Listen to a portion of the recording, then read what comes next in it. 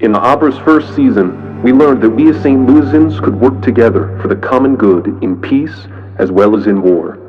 In the discovery of that great truth, the spirit of St. Louis was born.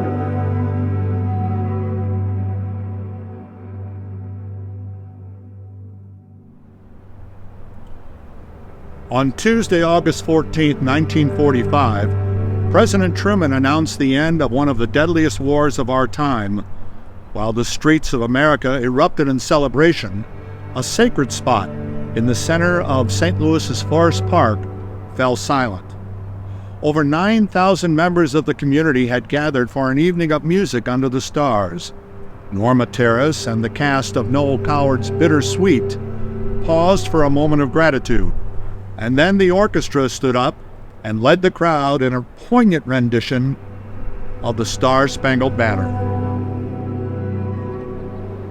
There's no way to capture the collective catharsis that took place that night at the Municipal Opera. And there's no way to understand what it took to continue to create music, spreading light and love while the world was shrouded in darkness. And there's no way to say thank you to a place that provided relief and escape when all hope felt lost.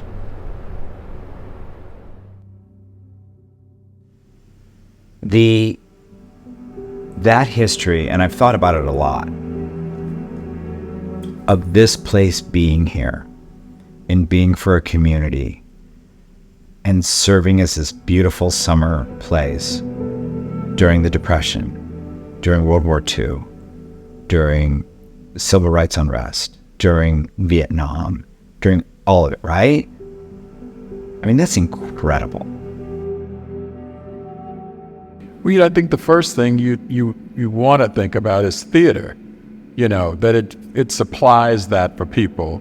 I think it was maybe that way all over during those times, or speaking specifically maybe after World War II or so forth, where people were in need of feeling like they were together, or feeling some sense of camaraderie or kinship and so forth. And then you make it specific to the Muny here in St. Louis. Like everywhere, I think any place that brought people together for a reason of joy and entertainment was treasured. When World War II began in 1939, Americans rallied behind the effort. The Muny intended to do its part as well. During those years, the Muny raised over $35,000 in war bonds and admitted anyone in uniform for free. Though supplies were limited, the Muny still managed to produce a full summer season of theater for the St. Louis community.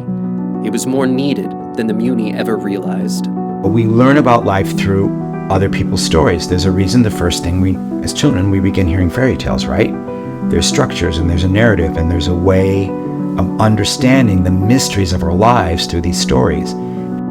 The performing arts is so often undervalued, and we fail to look at the role it plays in us behaving for the common good, for helping each other, for being there for each other.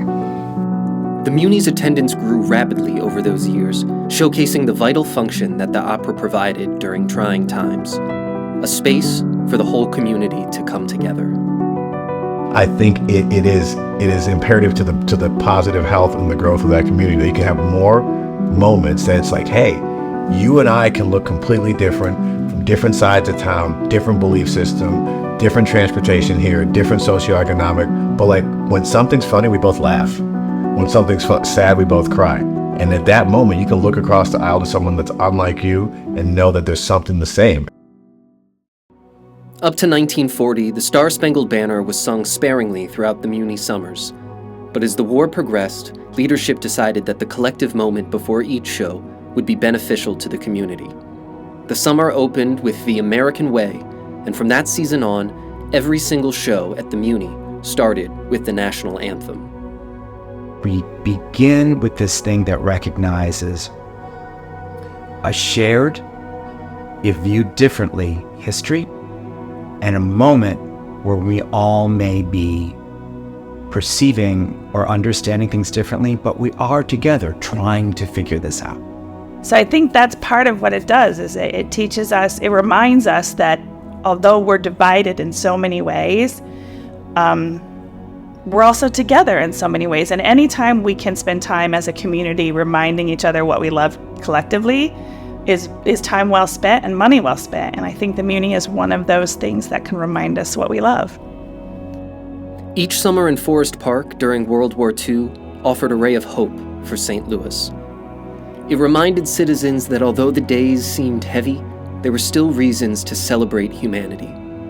Since then, the Muny has continued to be a place for the community to come together in difficult times. Post-COVID, it was like that. You know, I think that people were, it was a scary time. You know, that season that we were able to have in 21, when we were able to have that abbreviated season, meant so much to so many because, I think that it just meant that it was just the dawning of normalcy. The joy, you could just feel it, the joy that they had just being here and being able to come out of the house and feel safe with their families. And I think it just really, really meant a lot to this community. I wish the whole country had what we have.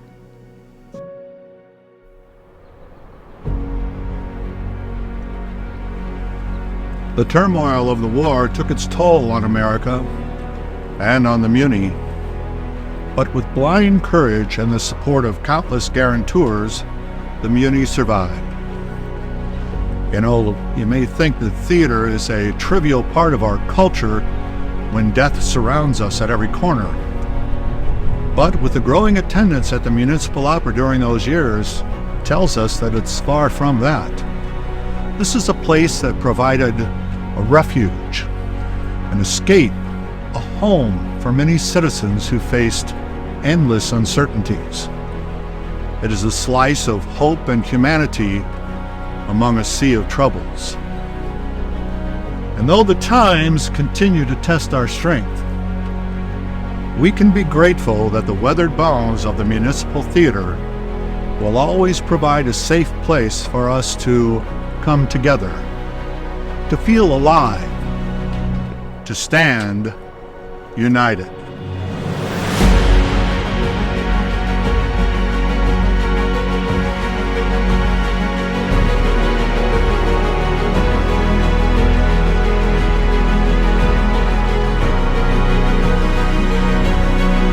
You didn't just come to see Hello Dolly. You came to see Pearl Bailey in Hello Dolly.